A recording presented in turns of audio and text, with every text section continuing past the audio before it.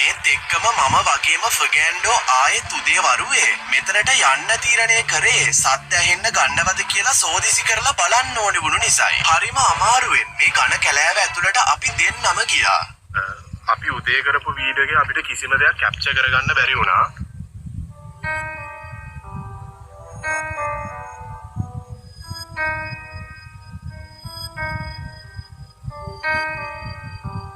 අපි ඇත්තටම උදේ ගියේ එහෙම මේ කිසිම දෙයක් කැප්චර් කරගන්න ඕමනාවකින් නෙමෙයි.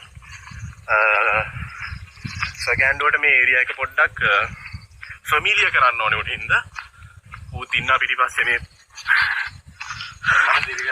අම්මට සිරි වෙලා ඉන්නේ. මම ඇවිල්ලා තියනවානේ බයි එකපාරක් චෙක් කරන්න. මම මෙච්චර දුර ආවෙත් නෑ එදා. එච්චර දුර එන්නෙත් නැතුව පට්ට ඩාක් ඈ. සද්ද ඇහෙන්න ගත්තේ නෑ හැබැයි තාමනේ.